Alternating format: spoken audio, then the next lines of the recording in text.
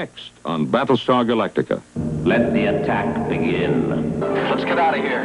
Why? It's an ambush.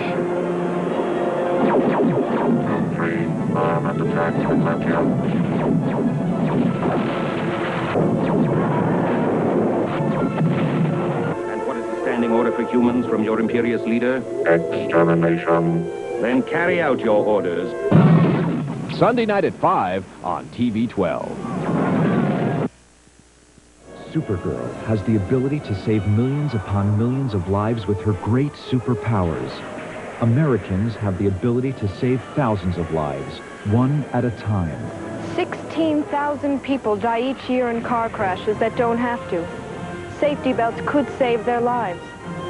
Safety belts could also prevent thousands from being horribly disfigured or crippled for life. So buckle up. Your life is in your hands. Be sure to join us this week for more great motion picture entertainment on 12's 8 o'clock movie.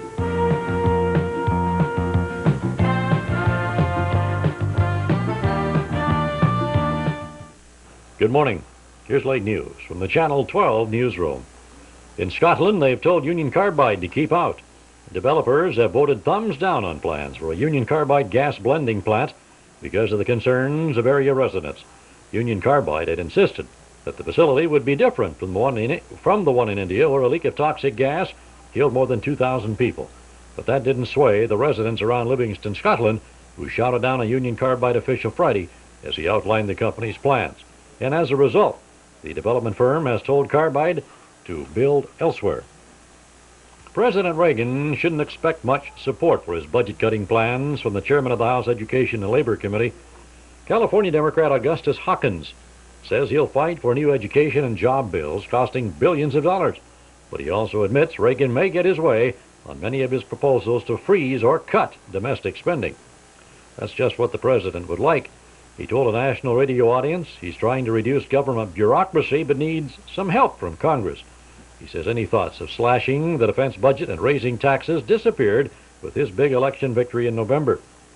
In their response, Democrats accuse the president of not doing enough to help the people who keep us fed, American farmers. Nebraska Senator James Exxon says credit problems are a major catastrophe. Cheryl Liberté is very special to Massachusetts officials. She's the 13,000th person to lead the state welfare rolls and get a job.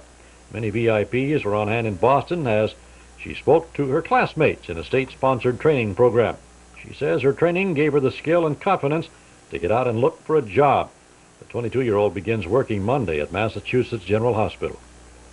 It was a dangerous reminder of the days when German planes dumped tons of explosives on England. Army experts in Sheffield, England, have defused a 2,200-pound World War II bomb dug up by construction workers.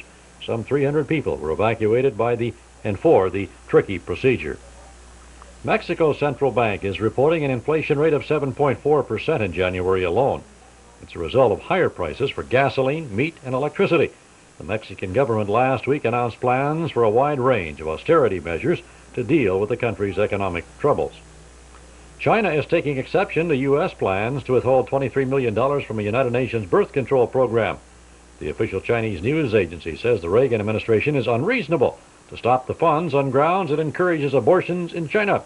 The news agency also said news reports of forced abortions because of China's one-child family planning policy are distorted.